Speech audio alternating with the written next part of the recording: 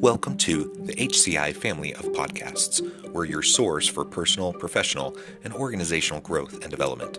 We share our own original research, explore industry trends, and interview executives and thought leaders from across the globe. Join us for practitioner-oriented content around all things leadership, HR, talent management, organizational development, and change management.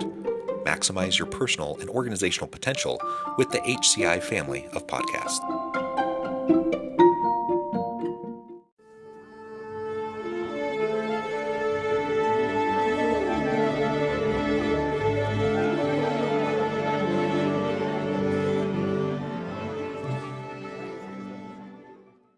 Thomas Sterner, welcome to the conversation today. Oh, thank you very much. It's great to be here. It is a pleasure to be with you. You're joining us from Delaware. I'm south of Salt Lake City in Utah. And today we're going to be talking about your recent book, It's Just a Thought, Emotional Freedom Through Deliberate Thinking. I think this has a lot of practical applications for us in various aspects of our lives. So we'll talk about that generally, but we'll also talk about this in relation to the workplace and working in teams and trying to be collaborative and whatnot, because there's a lot of thoughts that get in the way of all of that happening effectively in the workplace. So I think this will be a really fun conversation. As we get started, I wanted to share Tom's bio with everybody. Thomas M. Sterner is CEO of Practicing Mind Institute and is an in-demand speaker and coach working with high-performance industry groups and individuals, including athletes, to help them operate effectively in high-stress situations and experience new levels of mastery. Prior to writing the best-selling The Practicing Mind, he studied Eastern and Western philosophy and modern sports psychology and trained as a jazz pianist, and he lives in Delaware. What a fascinating background. Again, thank you for joining me. Anything you would like to highlight by way of your background or personal context before we dive on in? Well, the one thing I would say is, as for 25 years, I was a high-level concert piano technician. And the one value of that in terms of what I do is that piano work is extremely tedious and repetitious because there's 88 notes. So everything you do on the piano, you got to do at least 88 times. And then, if you're just doing a tuning on the piano, you have about 235 tuning pins that have to be touched at least once. So the value of that for me was in trying to find out how to train my mind to be on a task for hours and hours, because I would, at a very high level, because I was working for the best musicians in the world on a daily basis, and to stay fully engaged in the process and not feel like, oh my gosh, I can't stand this. When is it going to be done? And I mean, actually to enjoy the process of doing that.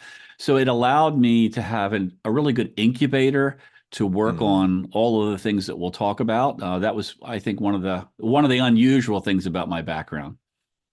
That is super interesting.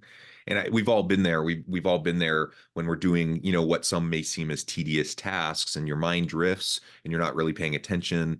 Of course, that can have all sorts of bad results if you're doing something as precise and delicate as tuning a piano or working on a piece of machinery in a factory or whatever. Like, accidents happen, quality goes down, etc. So, I mean, there's practical reasons for why that's a challenging thing in the workplace, and to be able to have that discipline, I think, is something that is a really nicely developed skill. Well, it was also a stressful environment, because you weren't just tuning the piano, but you were setting up the action mechanism, the keyboard mechanism. And what your listeners have to understand is, at that level, if everything isn't perfect, the performer is good enough that the instrument will fail.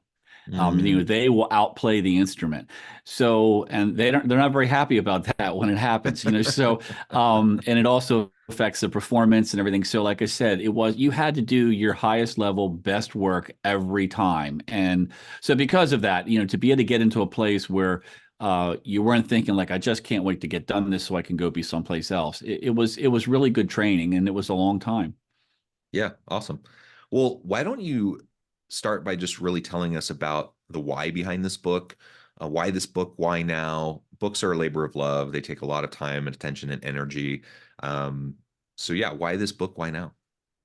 Well, I originally wrote The Practicing Mind in the early 90s. It wasn't published until 2005, and that's because I was in the piano technical business. Hmm. I tried to get somebody to look at me, and nobody knew who I was, and they certainly didn't know what the book was about, and they didn't care. Mm. So I ended up publishing it myself. It eventually, after about 2 years, it became enormously successful and was taken over by New World Library, and has continued to be very successful. And then that's when I changed careers because I could afford to Hmm. do it. And Hmm. then that freed me up to spend a lot more time on research. And I was talking about this on a daily basis to everybody, from one-on-one clients to corporate clients, CEOs, all the way down to teams within corporations. So then Hmm. I wrote Fully Engaged, which was kind of like a follow-up on that. I always looked at it as another 7 chapters to the Practicing Mind. Hmm. It's Just a Thought was really something different because much of the information that is in It's Just a Thought wasn't even around when I wrote The Hmm. Practicing Mind. We have made such tremendous strides in understanding through, not just sports psychology, but neuroscience and everything. Right. We can measure thought, electromagnetic energy and everything. We know when you think there is something that actually goes out of you. Like we know this. It's not. We also really have a good understanding of the subconscious mind and how it works. And so I really began to see that our thoughts are not as private as we once thought that they were. The thoughts are the energy is going out, the emotional energy that's in it is going outside of us. Our body has a neurosystem in the heart through heart math that is set up to read that information and understand it. And there's all this stuff that's going on around us and is impacting us, and that we're impacting it. And if you don't know that, you become a victim of it. It's a system that is running 24/7, and you can either use the system or be used by the system. So it was really, really fascinating, to me, and I just dove into it farther and farther and continue to. And that was when I realized that, look, you freedom comes through deliberate thinking, and most of the time we are not deliberate thinking; we're being Hmm. thought. And so we need to understand what it feels like to be thought versus what it feels like to be the thinker of the thought, and then be able to master that process so that we're in control of what we're experiencing during the day.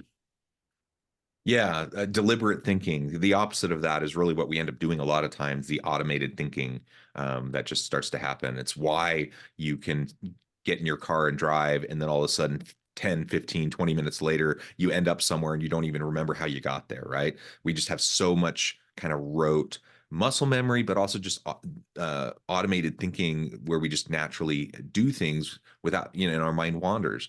And there's a time and a place for mind wandering, don't get me wrong.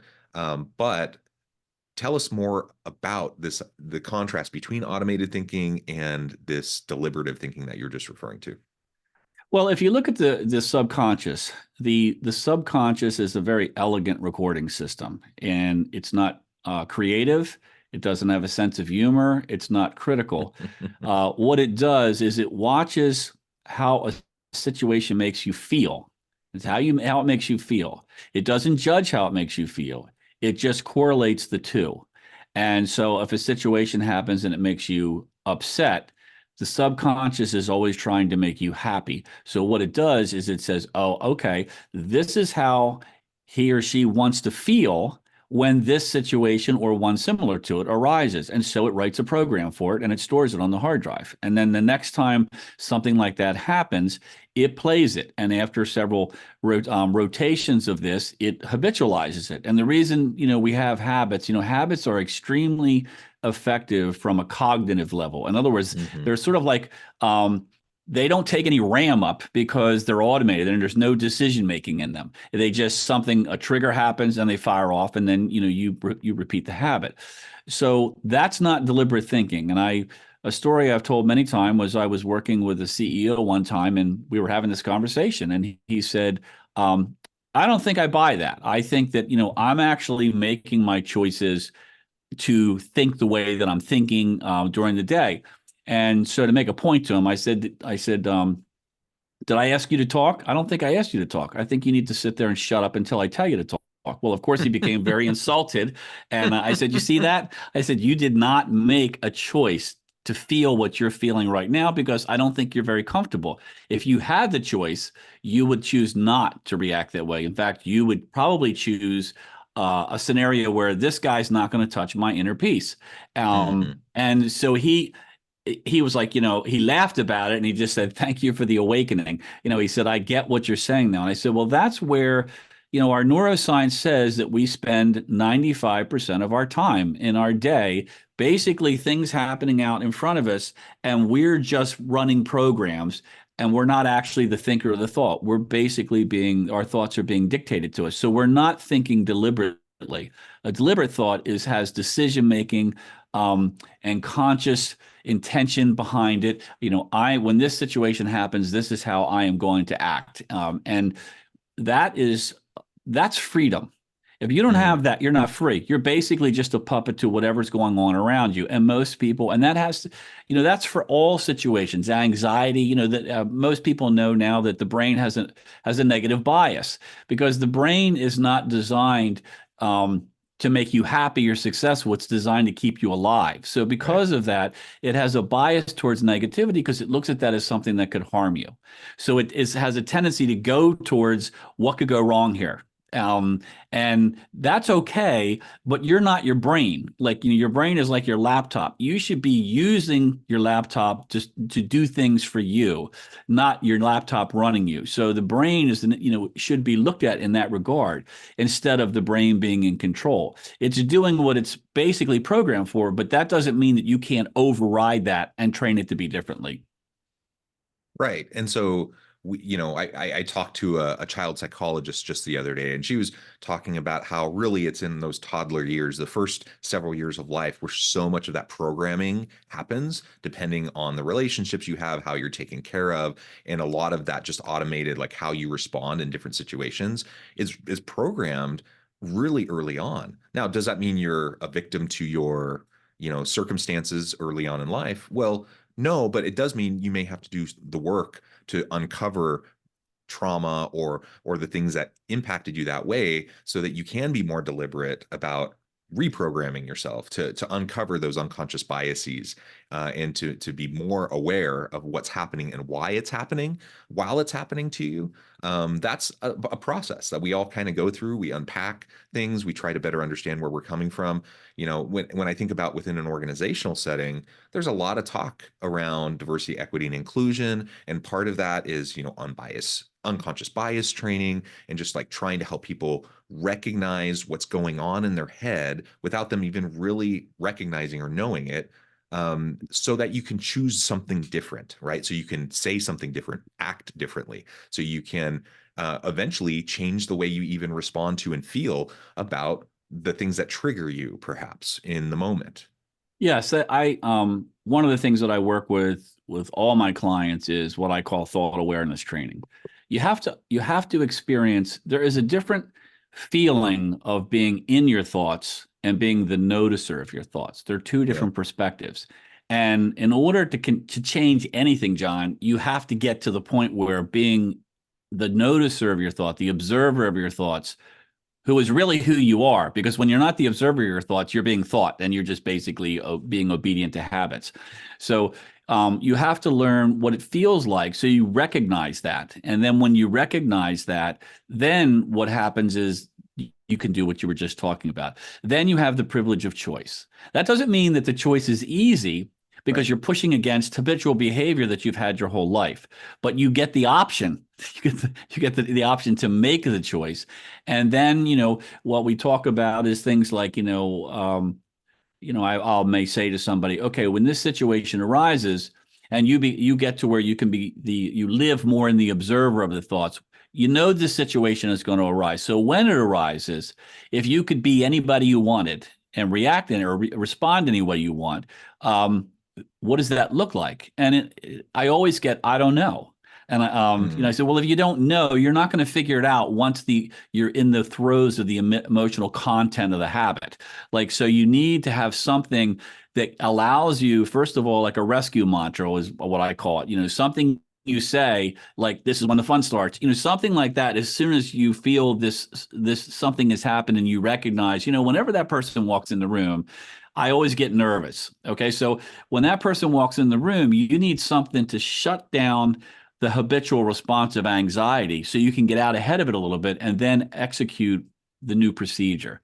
And so I tell people, let's come up with some sort of a rescue mantra so that you can say that, like, you're going down today. I don't care what it is. Whatever makes you feel empowered, that's what you do. You say that, and now you immediately go into whatever your response is going to be. And many times I mention the fact that I'm a pilot and I have a pilot's license, and this kind of procedure is drilled into pilots. In other words, if the engine quits, that's not when you get the manual out and figure out what to do. Like, like when the engine quits, you have two choices. You can be removed and analytical, or you can scream all the way to the crash site. So, basically, if I have an electrical problem, I'm going to do A, B, C. It's all written out, A, B, C, and D. If I feel like there's a fuel starvation, if the engine just up and quits, if the engine runs rough, if communication goes away, all this stuff has a procedure for it. And so you practice that over and over and over again, so that when it happens, you just instinctively go into it. And I can tell you, it worked extremely well, because when I was learning to fly and I had to solo for the first time, I was really fearful, because I couldn't imagine taking this airplane off in three-dimensional space at 100 miles an hour without the instructor sitting next to me. I just thought, like, if something goes wrong, that's the end of me. But what I found was that we had practiced the procedure so many times that it was really anticlimactic. I mean, it was just, push the throttle forward when you hit 65 knots, start to rotate, climb to this altitude, your climb out VY angle will give you 74 knots of speed. All this stuff was just stuff that I'd done, 200 times. And so I had to do 3 full circuits.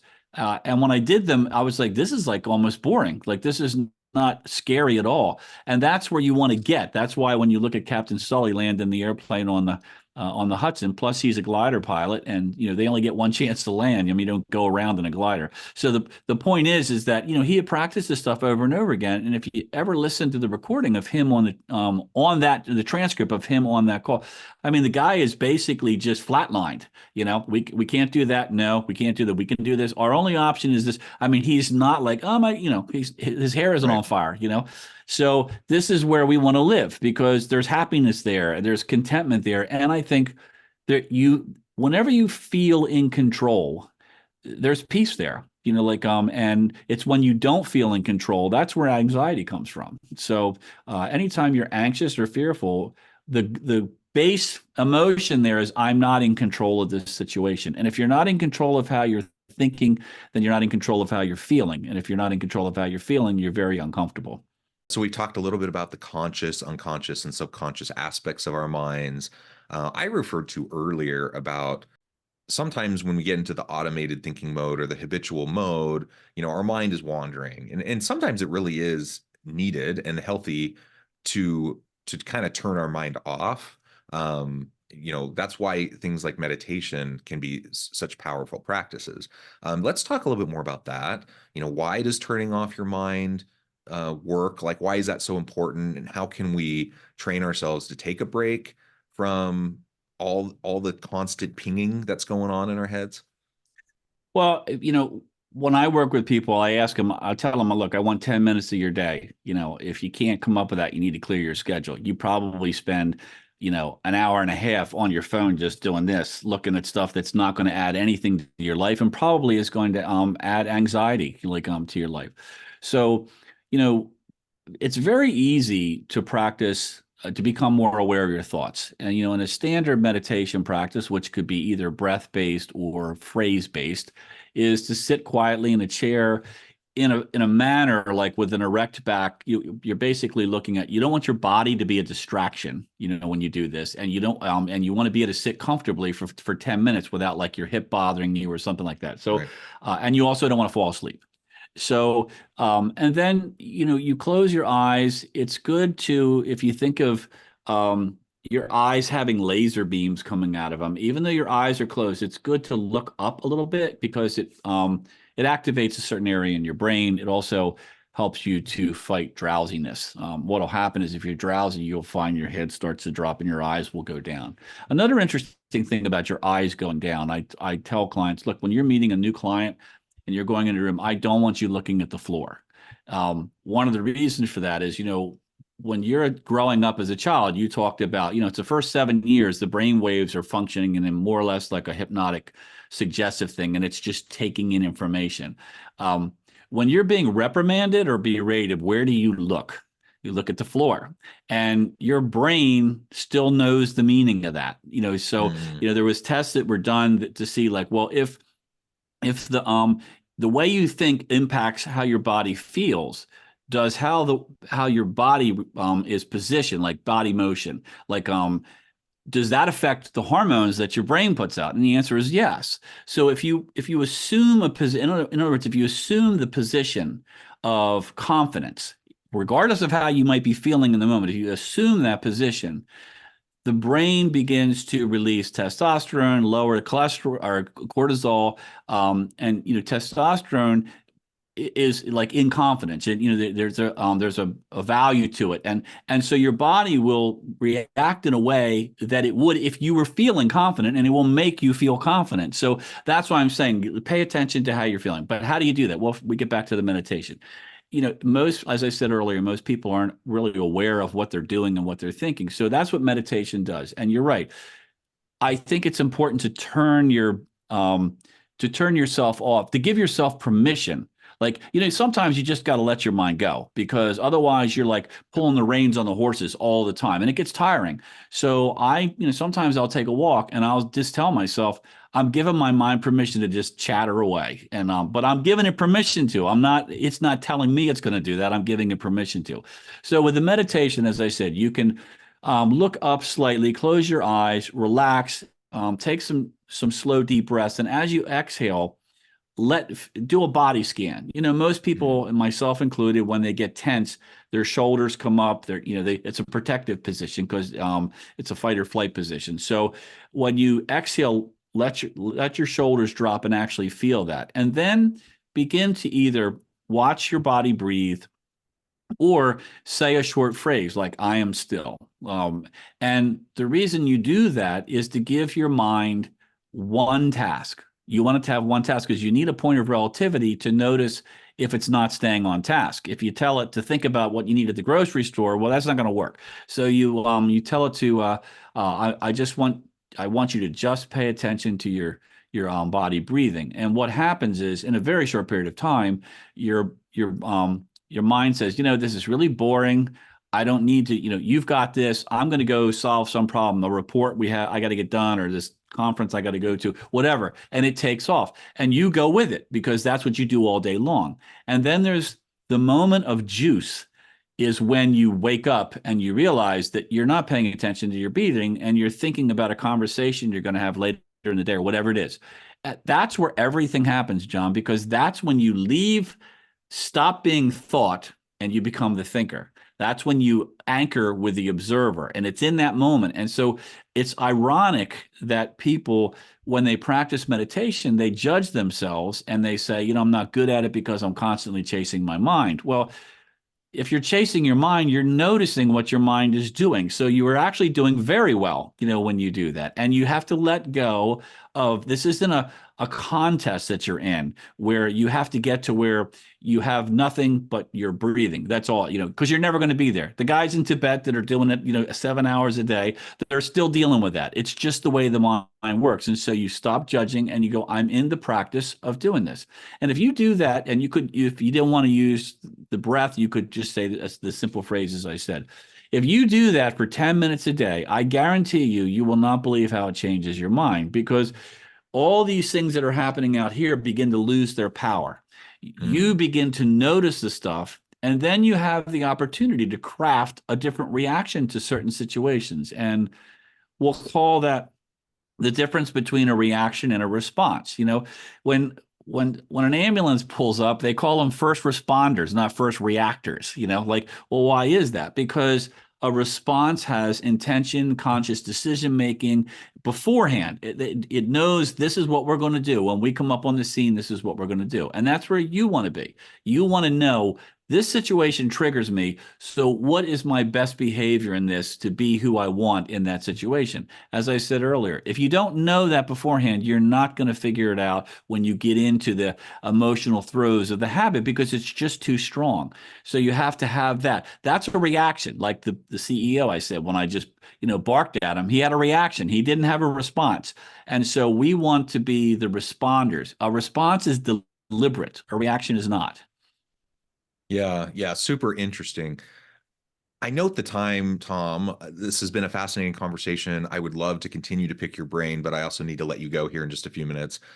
As we wrap things up, perhaps you can close us off by just sharing a little bit of more what this can be, how this can be utilized within an organizational context. So if I'm a leader and I want, to personally practice more mindfulness, and I want members of my team to do so as well, what are some of the ways that I can promote that, encourage that to drive, the positive outcomes? Well, I think it's important that, and I do work with teams in corporations, and one of the things that that we do is we have a plan. Like with each person, whatever their role is in the company, we figure out, well, where are your weaknesses? Like, what situations do you have? How do you react to them?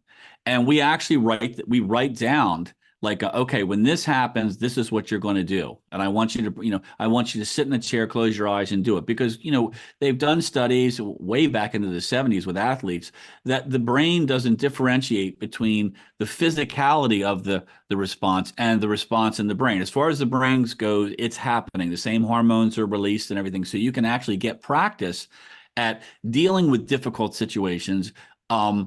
And you can get repetitions in, even if you're not in the situation, because otherwise, the only way you change a habit of behavior is when the habit shows up.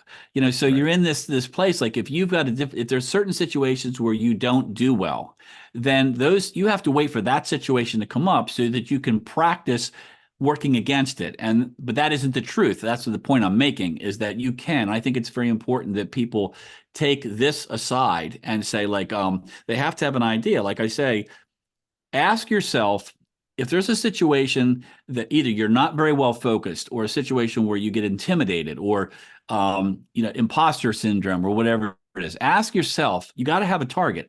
If I could be whoever I wanted in that moment when that happens, what does that look like? Who is that? And write it down. You have to, if you write something down, don't just think about it in your head, because that's a very abstract area. You have to have total clarity in order to write something out, to articulate it on paper.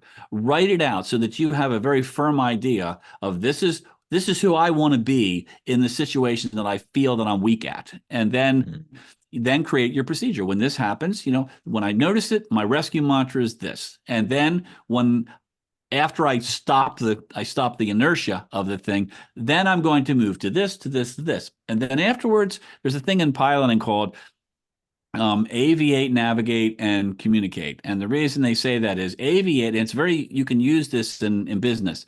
Aviate is fly the airplane first. What happens is if there's a problem, people get distracted by, well, what's causing the problem? And they forget to fly the airplane, and the airplane gets into a dangerous attitude, and many times they're killed. So the very first thing you want is an aviate. Like, how am I going to handle this situation? Who do I want to be? You got to have that.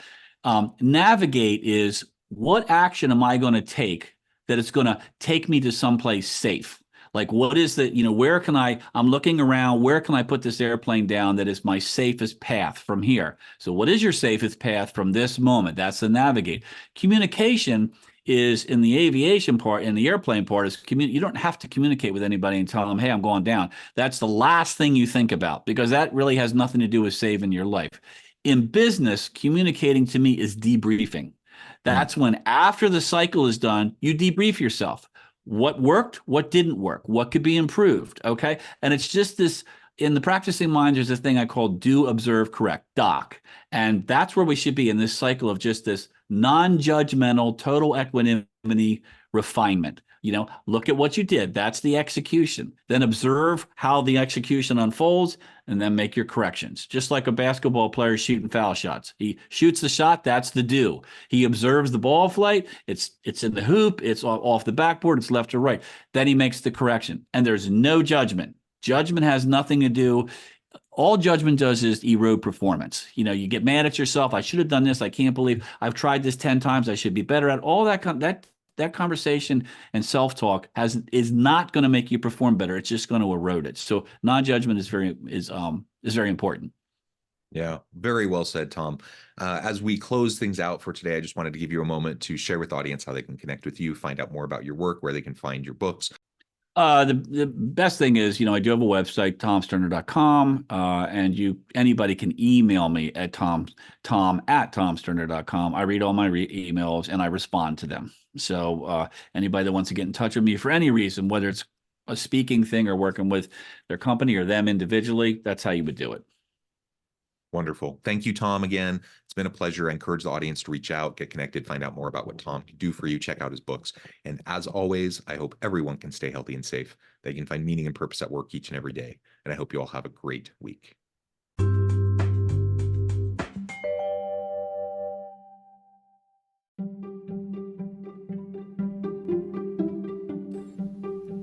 Thanks for joining us for this episode of the podcast. We hope you stay healthy and safe, and please join us again soon.